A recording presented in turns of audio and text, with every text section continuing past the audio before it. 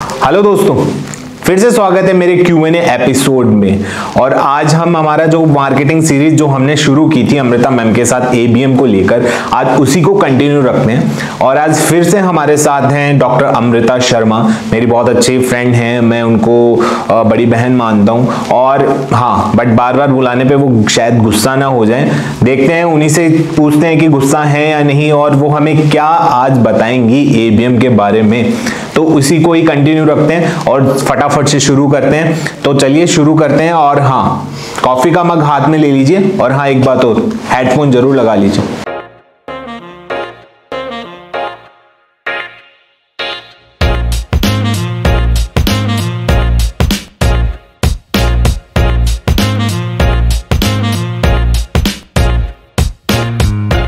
Amrita ma'am, स्वागत है आपका फिर से मेरे Q&A एपिसोड में। और आज हमने जो मार्केटिंग सीरीज जो हमने पहले एक वीडियो हमारा पहले भी बन चुका था, पहले आपने ABM के बारे में बताया था, उसी चीज़ को कंटिन्यू रखते हुए हम अपनी आगे की चीज़ें उसको ABM को और एक्सप्लोर करने वाले हैं, ताकि लोग जाने कि ABM में कितना बेनिफिट है, क्या क्या चीज़ें होती हैं, कैसे करते हैं। एक स्ट्रेटेजी है, होती तो डिजिटल मार्केटिंग है, लेकिन उसमें एक स्ट्रेटेजी अपना लेते हैं। इसको और थोड़ा एक्सप्लोर करेंगे।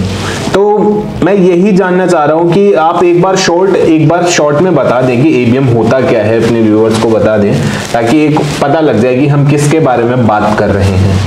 Hello again. सो जैसा कि आपने पूछा कि एक बार मैं पहले ब्रीफ दूं, तो हम पिछले एपिसोड में हमने बात की थी अकाउंट बेस्ड मार्केटिंग, जिसे कि ABM भी कहते हैं, उसके बारे में, जो कि एक मार्केटिंग की स्ट्रैटेजी है, जिसमें कि हम स्पेसिफिक हमारे बिजनेस के लिए जो यूजफुल लोग हैं, उन्हीं लोगों को जो हमें बिजनेस में ग्रोथ दे सकते हैं, बिजनेस में हमारा इन्वेस्टमेंट जो है, रिटर्न ऑफ इन्वेस्टमेंट ज़्यादा ला सकते हैं, उन लोगों को टारगेट करते हैं। उनको आइडेंटिफाई किया जाता है डेटा से, एंड देन उसमें प्रेडिक्शंस लगाई जाती हैं आइडेंटिफाई करने के लिए, डेटा कैलकुलेशंस होता है। देन उन लोगों को मार्केटिंग के जरिए मार्केट एड्स रन किए जाते हैं, कैंपेन्स चलाए जाते हैं, और उन्हें एड्स के थ्रू नर्चर किया जाता है, एंड देन उन्हें वो कन्वर्जन उससे कंपैरेटिवली ज़्यादा आता है। ठीक है, तो ये this was the account based marketing which we have talked earlier about ABM। yes। Okay ma'am, ठीक है। ABM के बारे में हम आपने बता दिया, एक शॉर्ट इंट्रो बता दिया ABM होता क्या है। हम ABM को अब क्या है एक्चुअली में शुरू से शुरुआत करते हैं कि ABM का फर्स्ट स्टेज के बारे में डिसाइड करते हैं, जो हम आइडेंटिफाई, जो हमारी फर्स्ट स्टेज होती है ABM की, आइडेंटिफाई करना। एक्चुअल में इसमें अपन क्या करते हैं, आइडेंटिफाई में हमारा प्रोसेस क्या होता है आइडेंटिफाई में, वो बताइए, उसके बारे में बताइए। तो सर, जैसा आपने पूछा कि ABM की फर्स्ट स्टेप, जैसा कि हम पहले भी डिस्कस कर चुके हैं, फर्स्ट स्टेप होती है आइडेंटिफाई करना, यानी कि ऐसे कस्टमर्स को छांटना, ऐसे B2B बिजनेसेस को आइडेंटिफाई करना जो कि हमारे लिए बेनिफिशियल हो सकते हैं। अब इसके बहुत सारे क्राइटेरिया हो सकते हैं, क्योंकि हर बार जैसे ही आपका बिजनेस टाइप शिफ्ट होता है या चेंज होता है, वैसे ही आपका जो आइडियल कस्टमर है वो चेंज हो जाता है, यानी कि बिजनेस टू बिजनेस उसका बिहेवियर बदल जाता है। यानी कि हो सकता है कि एक कस्टमर जो मेरे लिए बहुत बेनिफिशियल हो, वही आपके बिजनेस के लिए बेनिफिशियल नहीं हो। ओके मैम, आपने जैसे बोला कि हर कस्टमर का प्रोस्पेक्टिव, हर जो B2B में हर चीज़ का, हर कस्टमर प्रोफाइल, आइडियल कस्टमर होता है, और उसका प्रोस्पेक्टिव अलग अलग होता है हर बिजनेस के हिसाब से। तो अभी आप कंस्ट्रक्शन इंडस्ट्री में हम काम कर रहे हैं, कंस्ट्रक्शन इंडस्ट्री को अभी लेकर चल रहे हैं, तो आप कंस्ट्रक्शन इंडस्ट्री में थोड़ा मेरे को उससे रिलेट करके बताइए, एक एग्जांपल बताइए कंस्ट्रक्शन इंडस्ट्री से रिलेटेड, ताकि हमारे व्यूअर्स हैं उनको समझ में आ जाए अच्छे से।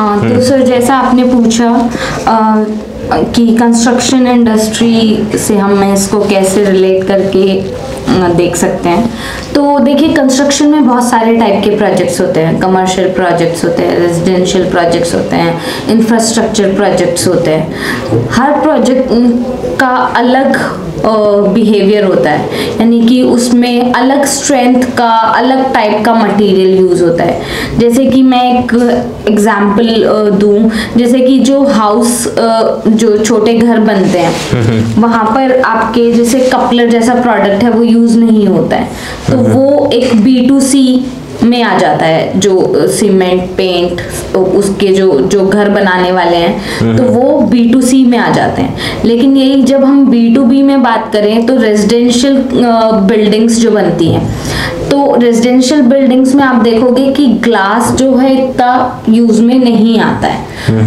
ग्लास का बहुत मिनिमल या एकदम नो के बराबर ही यूज होता है। लेकिन यही अगर आप ग्लास को उठाएंगे कमर्शियल प्रोजेक्ट में, तो फिर कमर्शियल प्रोजेक्ट में ग्लास का कंजम्पशन बहुत ज्यादा होता है। जो आपके ऑफिस की बिल्डिंग्स बनती हैं या मॉल्स बनते हैं, तो वो फुल्ली ग्लास बिल्डिंग्स होती हैं, जैसा कि अभी चलन में है। तो इस तरीके से प्रोडक्ट, जैसे ही प्रोडक्ट चेंज हुआ वैसे ही आपका उसका कस्टमर चेंज हो गया। क्योंकि जहाँ पे एक हम बिल्डिंग सीमेंट के लिए या ग्लास के लिए हम रेजिडेंशियल बिल्डिंग्स को टारगेट नहीं करना चाहेंगे, क्योंकि वहां पर ग्लास का मिनिमल यूज है, ठीक है, तो हम उसको बिल्डर्स को वहां पर टारगेट नहीं करेंगे। उसके लिए आपको सोलली कमर्शियल प्रोजेक्ट्स पे जाना पड़ेगा।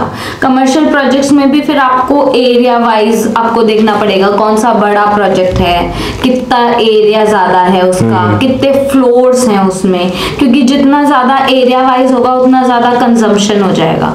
तो यही सब जो है कॉन्टैक्ट हब, यही सब चीजें डेटा कैलकुलेशन से निकाल कर आपको देता है कि आपके प्रोडक्ट वाइज आपको रेजिडेंशियल बिल्डिंग्स पे जाना चाहिए या कमर्शियल पे जाना चाहिए या इंफ्रास्ट्रक्चर प्रोजेक्ट्स पे जाना चाहिए, या आप तीनों में ही जा सकते हो, या तीनों में से भी कौन सा आपके लिए सबसे ज्यादा बेनिफिट होगा एज पर डेटा कैलकुलेशंस। यानी कि उसमें से कौन सी ऐसी कंपनीज हैं जो कि ज्यादा बेनिफिशियल होंगी। ओके मैम, आपने बताया कि हर कस्टमर का प्रोस्पेक्ट अलग अलग होता है, सही बात है। चाहे वो अपने हाउस, अपन जो अपने घर बनाते हैं उसका प्रोस्पेक्ट अलग है, और जो अपन बिल्डिंग्स, रेजिडेंशियल बिल्डिंग है, इसमें भी कमर्शियल, रेजिडेंशियल सब अलग अलग टाइप का होता है।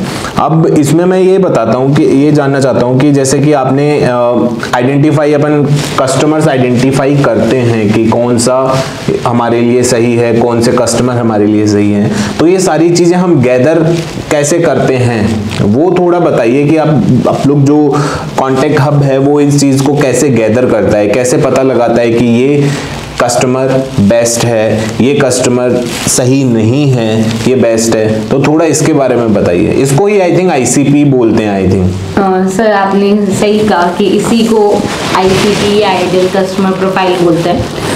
यानी कि जो भी अगर आप कॉन्टैक्ट हब के पास मार्केटिंग के लिए या डेटा के लिए आते हैं, तो हम आपको आपका जो बेनिफिशियल कस्टमर है वो निकाल कर देंगे डेटा कैलकुलेशंस के थ्रू। ये कैसे किया जाता है उसमें मैं 2-4 कुछ टेक्निकल टर्म्स के बारे में पहले बता देती हूँ, फिर हम उसके बारे में डेप्थ में बातें करेंगे। तो जो हमारे पास डेटा बहुत सारे सोर्सेज से आता है, जैसे कि हम रेरा जो है हाउसिंग प्रोजेक्ट्स का, बिल्डर्स का डेटा जो है हम वहाँ से कलेक्ट करते हैं। इसके अलावा हम tenders, projects, infrastructure projects, school, colleges, hospitals, इन सब का डेटा भी हम लोग कलेक्ट करते हैं, और इन सब के डेटा पे हम लोग कैलकुलेशंस करते हैं, और इसमें से आइडेंटिफाई करते हैं कि टॉप बिल्डर्स कौन हैं, टॉप इंफ्रास्ट्रक्चर प्रोजेक्ट्स जो हैं वो कौन से कॉन्ट्रैक्टर्स के हैं, टॉप स्ट्रक्चर इंजीनियर्स कौन से हैं जिनके पास अभी सबसे ज़्यादा प्रोजेक्ट्स हैं या सबसे ज़्यादा वैल्यू के प्रोजेक्ट्स किसमें। हर कैटेगरी वाइज हमारे पास अलग अलग रिपोर्ट्स हैं, इसके लिए हमारे पास अलग अलग डैशबोर्ड्स भी जो हैं वो बनाए गए हैं हमारी कंपनी में, जिससे आपको एक ओवरव्यू मिल जाता है। आप देख सकते हैं कौन सी सिटी में कितने प्रोजेक्ट्स आ रहे हैं, कितने कमर्शियल प्रोजेक्ट्स हैं, कितने रनिंग प्रोजेक्ट्स हैं, कितने इंफ्रास्ट्रक्चर प्रोजेक्ट्स हैं, कितने school colleges, everything is available. इस पे हम डेटा कैलकुलेशंस कैसे करते हैं, इसमें हमारे पास अलग अलग टर्म्स होती हैं, फर्मोग्राफिक्स, टेक्नोग्राफिक्स, उसमें अलग अलग कैटेगरी वाइज डेटा आता है। जैसे कि फर्मोग्राफिक्स में बात करें तो फर्मोग्राफिक्स में आपके कंपनीज रिलेटेड डेटा आता है, यानी कि कोई कंपनी का साइज कितना बड़ा है, उसका रेवेन्यू कितना है, उसकी लोकेशन क्या है। ऐसे ही अगर हम डेमोग्राफिक्स की बात करें तो यानी कि उसमें काम करने वाले लोग कौन से हैं, उनकी डेजिग्नेशन क्या है, उनकी लोकेशन क्या है, क्या वो एचओ में हेड ऑफिस में बैठते हैं या फिर वो रिमोट लोकेशन पे वर्क करते हैं, क्योंकि ये सब आपको डिसीजन मेकिंग में आपके काम आते हैं, जो कि इसकी नेक्स्ट स्टेप होगी, तो उसमें आपको ये सब डेटा भी चाहिए होता है। तो ये सब काम हम डेटा से करते हैं। इसके अलावा हम प्रोजेक्ट डेटा कैलकुलेशन करते हैं, यानी कि कोई प्रोजेक्ट जो अपकमिंग प्रोजेक्ट है वो कितने एरिया में है, कितने फ्लोर्स की बिल्डिंग होगी, वो रेजिडेंशियल है या कमर्शियल है, तो ये वो जो बिल्डर्स है वो पास्ट में कितने प्रोजेक्ट कर चुका है, उसके अपकमिंग और या रनिंग प्रोजेक्ट्स कितने हैं।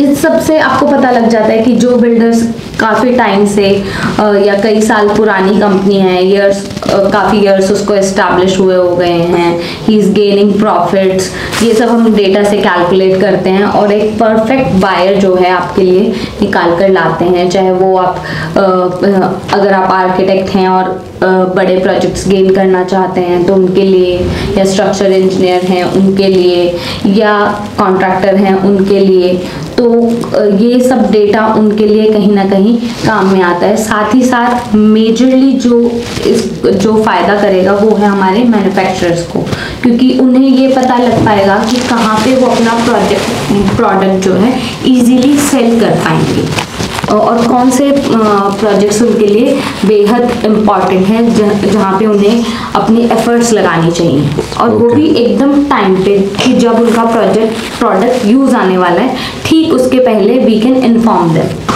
हाँ ठीक है मैम, आपने जैसे बताया कि अलग अलग रिपोर्ट्स बनती हैं, डैशबोर्ड्स बनते हैं, तेजस्वी सर भी आए थे, सलोनी मैम भी आए थे हमारे, आप यूट्यूब पे जाके देख सकते हैं, उन्होंने बहुत अच्छे से बताया है कि डैशबोर्ड कैसे बनाते हैं, बहुत अच्छे से एक्सप्लेन भी किया है उन्होंने कि हम डैशबोर्ड में क्या क्या चीज़ रखते हैं, वो चीज़ भी आप देख सकते हो, वो कहीं ना कहीं वो भी आपके काम आएंगी। जैसे मैम ने बताया वो उसको उन्होंने और अच्छे से, क्योंकि वो लोग पर्टिकुलर उसी पे काम कर रहे हैं, तो वो लोग उन्होंने और डिटेल में बताया है।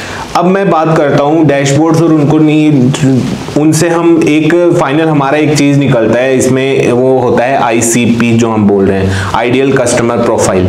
तो इसको हम फाइनल इसमें एक चीज़ आती है, जैसे मैंने भी पढ़ा था कि ग्रेडिंग करते हैं, तो वो ग्रेडिंग क्या चीज़ होती है, उसके क्या क्या क्राइटेरिया हम रख सकते हैं, क्या हो सकते हैं, क्या हैं, और उनसे ग्रेडिंग निकाल के फिर आगे कैसे प्रोसीड होता है। एक बार ग्रेडिंग के बारे में थोड़ा आइडिया बता दीजिए, ग्रेडिंग क्या होती है और उसकी इंपॉर्टेंस क्या है ICP निकालने में।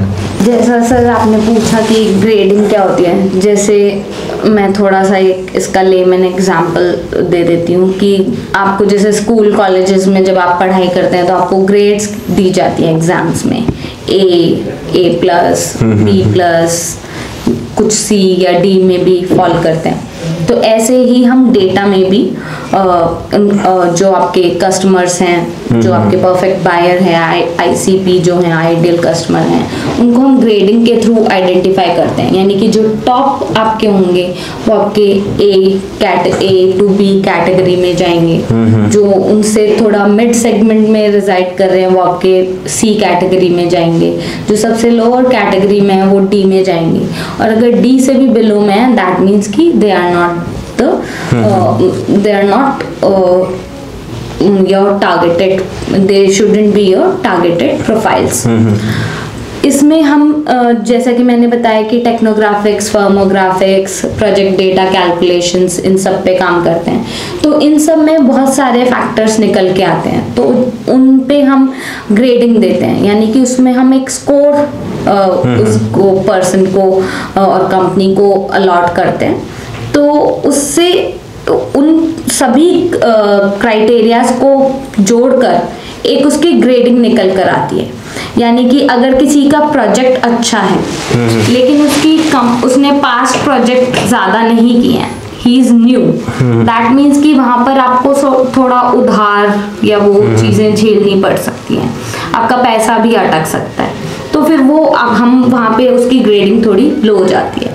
या पास्ट में उसके ऐसे वो हैं जहाँ पे मनी रिलेटेड डिफॉल्टर्स रहे हुए हैं, तो फिर वहाँ पर उसकी कैटेगरी और लो में चली जाएगी। इसके अलावा उसका अगर टेक्नोग्राफिक्स रिकॉर्ड अच्छा है, पुरानी एस्टैब्लिश्ड कंपनी है, उसने काफ़ी प्रोजेक्ट्स किए हुए हैं, he is not a defaulter, he is paying the amount on the right time, तो फिर उसकी ग्रेडिंग जो है अपने आप ही बढ़ जाती है। इन सबको कैलकुलेट करके टोटल ग्रेडिंग निकल के आती है, तो वो A to F में फॉल करता है। तो वो अगर आपका A प्लस में A माइनस तक जा रहा है, दैट मीन्स कि he is the best, he is best for your product. If he is going to B, that means he is okay. C is that you can approach him, but you shouldn't put your all efforts there. But D is that you should not put all your efforts there. और अगर D से below जा रहा है, that means कि आपको वहाँ पर कोशिश ही नहीं करनी चाहिए, because it will harm your business. तो कहीं ना कहीं इससे आपको समझ में आ जाता है कि आपको जो आपकी सेल्स टीम जो है कहाँ पे टारगेट करनी है, कि आपको A और B की तरफ ही ज़्यादा फोकस करना है, क्योंकि वो ही आपका जो है बिजनेस लाकर आपको आइडियल जहाँ से आप रेवेन्यू जनरेट कर पाओगे। ठीक है, ओके मैम, जैसे कि आपने बताया कि आईसीपी निकालने की ग्रेडिंग एक क्राइटेरिया होता है अलग अलग, ये बस एक छोटा सा क्वेश्चन है, क्या ये प्रोडक्ट वाइज भी ग्रेडिंग चेंज होती है?